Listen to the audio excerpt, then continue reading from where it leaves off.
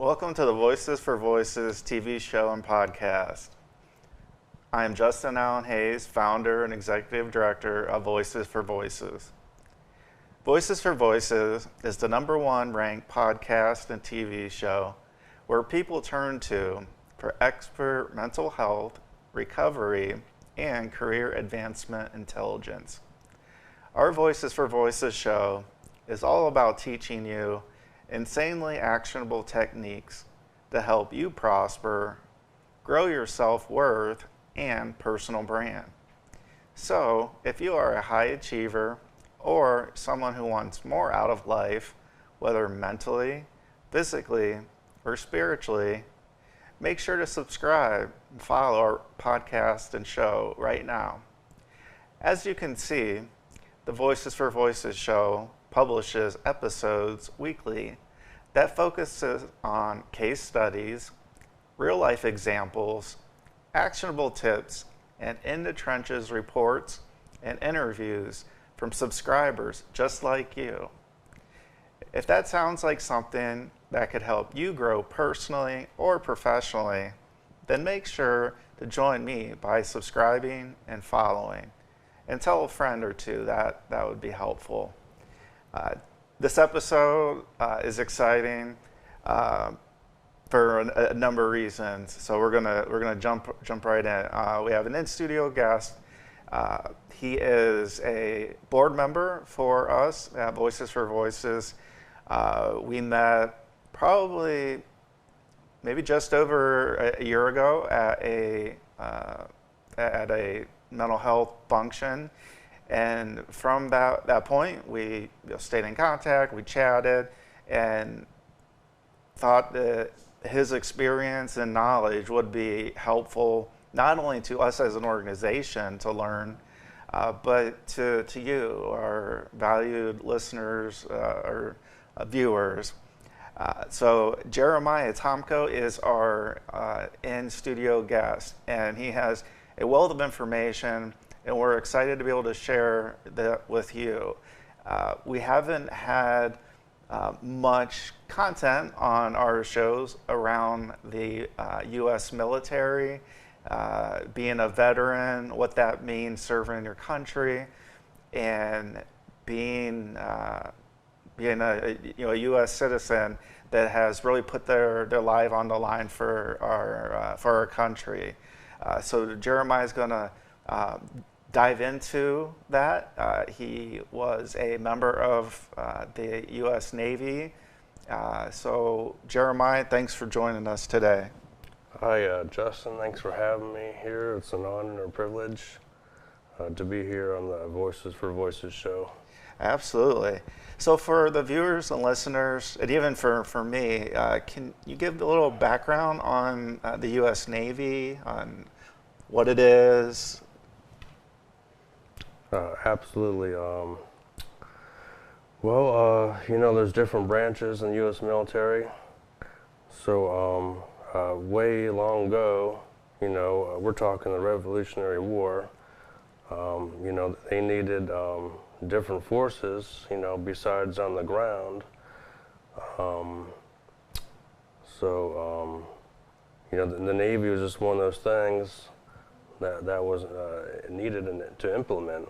Yeah, to have all that in the waters as well as on land and air. Right, due to, I think, a lot of probably pirates at the time, due to like the cargo ships.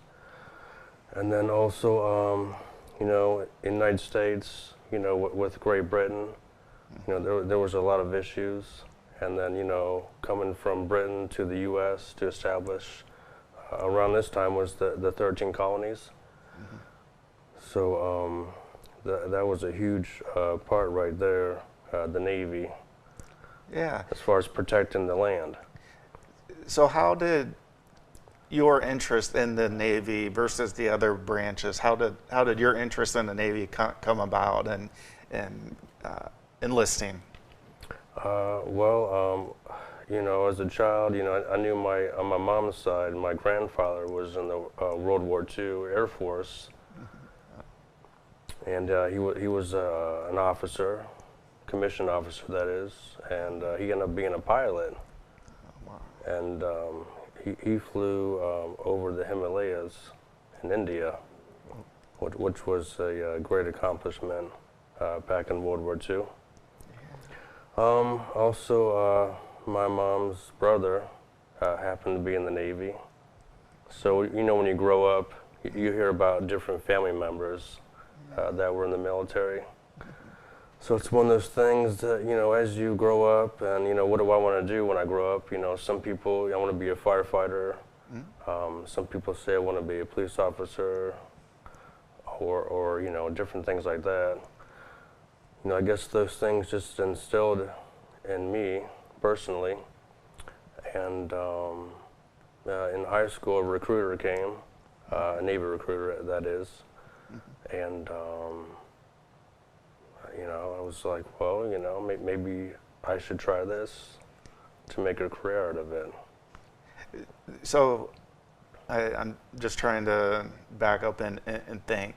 So when we talk the Navy, there's aircraft carriers and submarines. Are those considered the same thing in the Navy, or are those separate branches? I'm just trying to get in my Oh yeah, like different ships?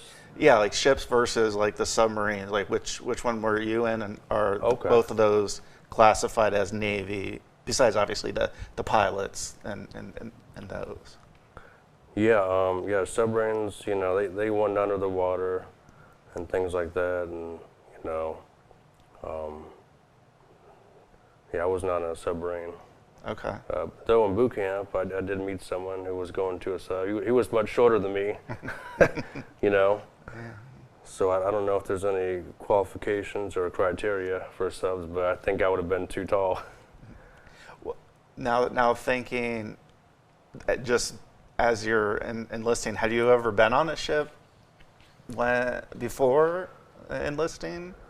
Yeah. Growing up, maybe like a pontoon boat down on the riverfront in Cuyahoga Falls. I think they still do that. Okay. I think that's as far as boat worthy, Yeah. or ship worthy rather. That's the only thing that was on before I joined the Navy. I was on the USS Baton LHD-5. It's a amphibious assault warship. Okay. It was commissioned September 20, 1997. So they're part of the WASP group, that style. Smaller than a carrier. A carrier has about 5,000 crew total, and a longer flight deck.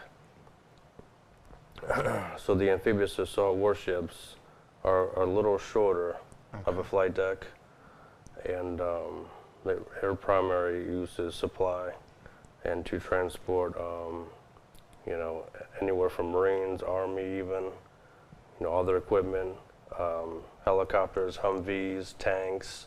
Wow. There was special berthing for the U.S. Marines on the ship, separate from the Navy's berthing. And they could load, I think at one point, I'm thinking we had 3,000 or 4,000 Marines on board. Cool.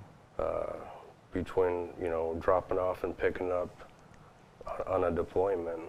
A lot of missions involve transportation. Okay. Now, one thing I think is interesting and cool, there are, like I said, there's different types of aircraft, but one of the types of aircraft, the Harrier, that is interesting in itself, just because of the difference. One of the main differences between that particular aircraft and others. Can you just describe maybe what the Harrier is and maybe what the differences could be that you're able to share? Yeah. When I was on the USS Baton LHD-5, they had the AV-8B Harrier, and they could actually levitate up and down if need be. That was significant from other planes in our military. Meaning they didn't have to have a runway per se that they could, like you said, levitate. Right. So almost like So a helicopter. There's a picture right here, actually, if you want to view that. Yeah. So yeah, we were very proud to have Harriers on our USS Baton HD5. So a lot of people do enjoy those, as well as the Blue Angels. wow. Another favorite Navy plane. Yeah. Yeah, every year they do their tour of the U.S. That's always, it just looks very scary how close they're able to get Oh yeah. without obviously touching and causing a collision. Absolutely. And by the way, the USS Baton LH-25, when I was enlisted, it was based out of Norfolk, Virginia, Okay. Naval Station NOB, and it's actually still at the home port to this day. And by the way, Naval Station Norfolk is the largest naval base in the U.S., and then I think Pearl Harbor is probably the largest base, I believe. Now your service, just to level set your active service. Well, what time frame? What was that? Okay, great question. So I actually, when I was searching for what to do for a career in life in high school, the recruiter actually came to my school, former Talmadge Christian Academy. Okay. That was, I think, around 99 or 2000. So I joined what they call a DEP program, DEP. So it's a program anybody can do while waiting to go. So whether it be in high school or after high school, and they're trying to just figure out what they want to do in life. So the recruiter works with you, with physical readiness to make sure you're physically ready. And there's something called an ASVAB test you got to take. Heard about and you have that. to pass, and it's not only used for the military, but non-military purposes as well. So anybody interested, definitely get yourself physically in shape, and look up the ASVAB and make sure you're studying that, because that's very important depending on what you want to do, because the scores. Okay.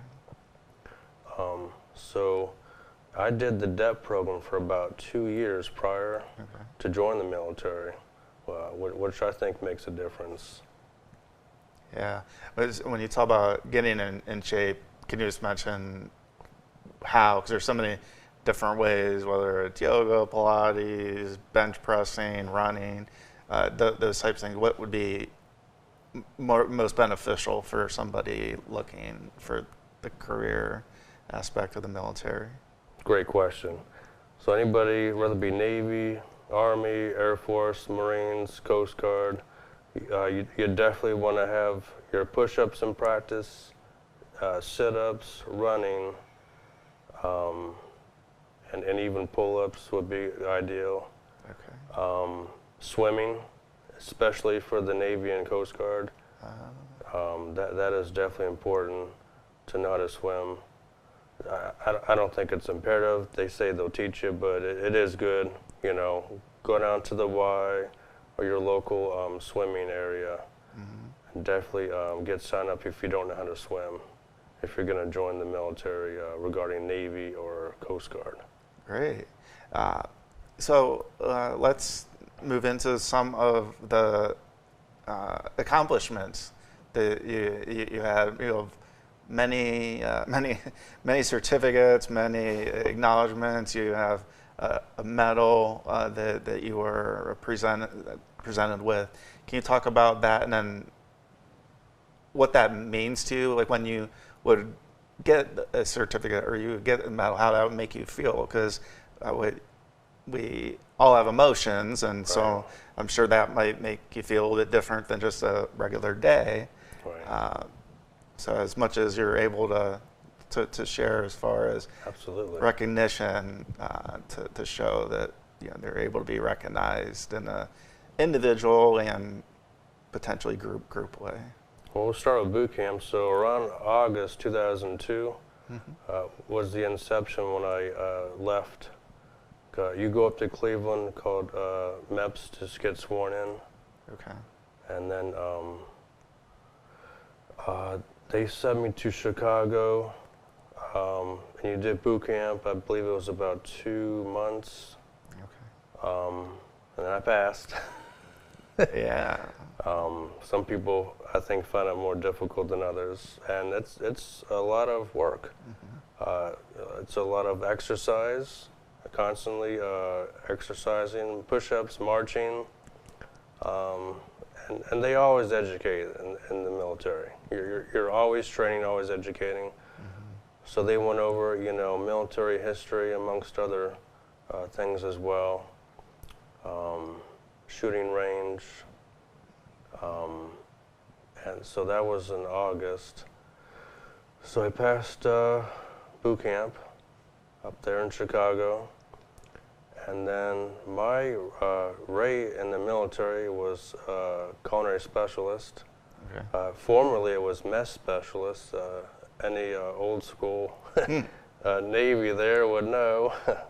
And it transitioned around the time I actually joined. I don't have that specific date, but somewhere around the time I joined, they did a transition between mess specialist to culinary specialist. So I was actually one of the first classes to attend what's called Kendall College in Chicago, as opposed to the Navy Culinary Training Institute they use in Texas. And is that this certificate here? Yeah. Okay. So that certificate shows that I had gone through all the training. Any class between nutrition, baking, regular cooking classes, knife skills. There was even a fine dining kind of class where you had to know how to serve as well. And amongst some other, I think some management was in there, because we had to be able to manage the kitchen, at any time,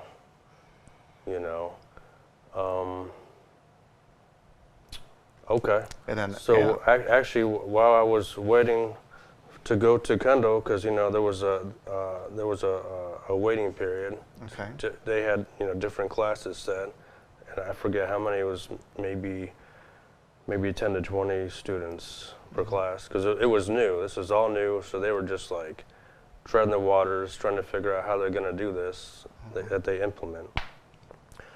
So I did a seaman apprenticeship training course right here, and that was 19 November 2002 when I received this certificate right here.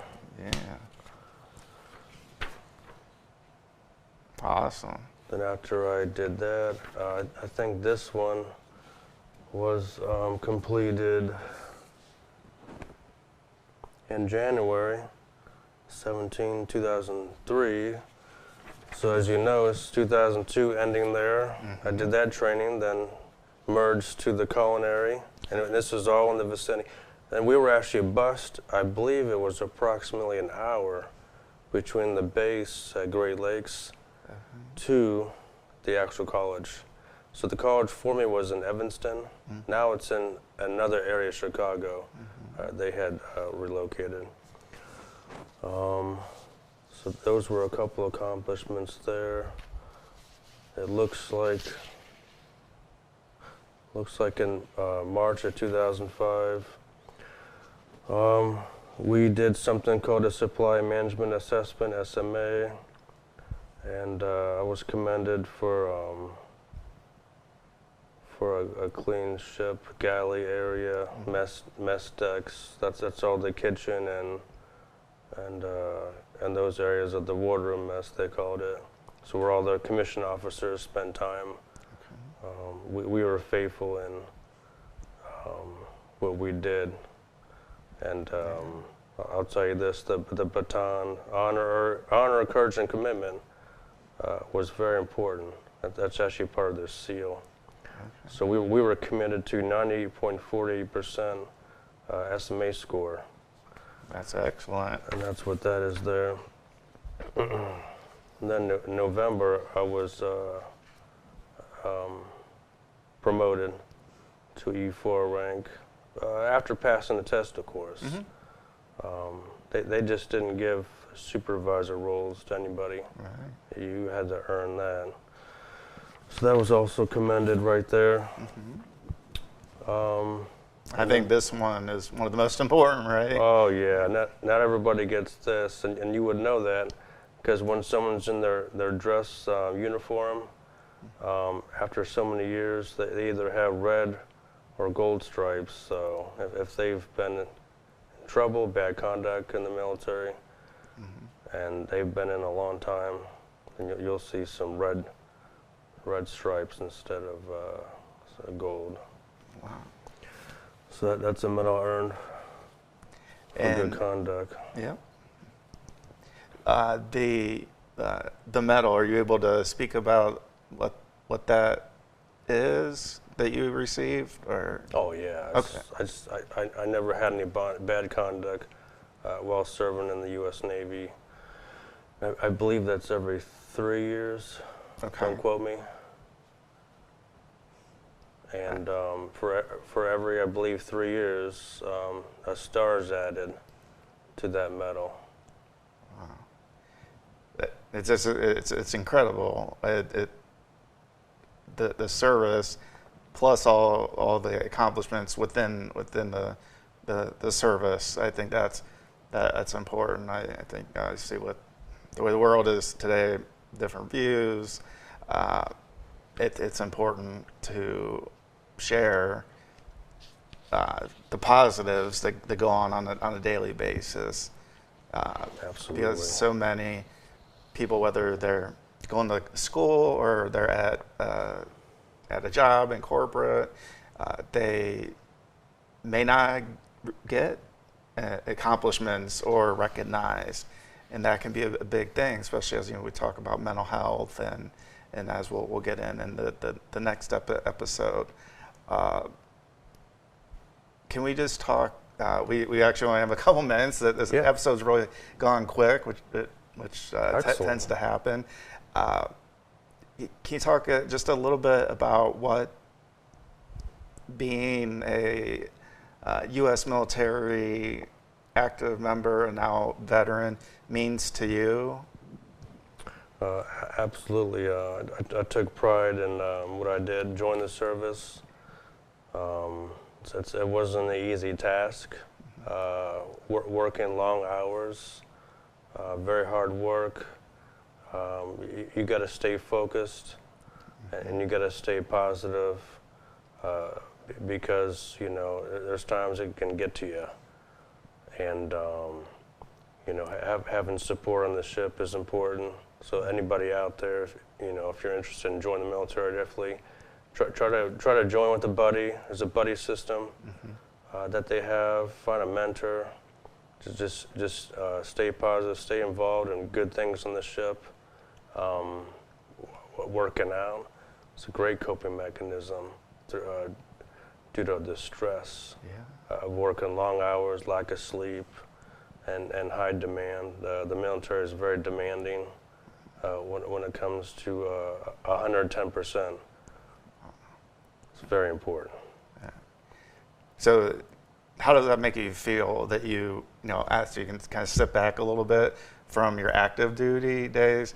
How does that make you feel, just emotionally, as you sit back and think about that active service, and then now being a veteran with so many other honorable individuals across the nation? I'm definitely very very grateful, for what the Navy has done for me, regarding just being on the ship, having that experience, and we were a morale booster. Good. So even now, I try to do the same, encourage people, to do well, and Yeah, I'm definitely very grateful to be a U.S. Military veteran, giving my life for this country. Not just me or you, the whole country. I was out there a part of all the missions that we did. Yeah. Absolutely, it feels great. Excellent. To serve the country. Yeah. And my grandparents, my one grandpa was in the infantry, other was a gunner, and then my dad was in the reserve. So not having been in the service myself, but realizing the sacrifice that they made is incredible. So to obviously meet you, have you on the show to share your experience, and being on the board,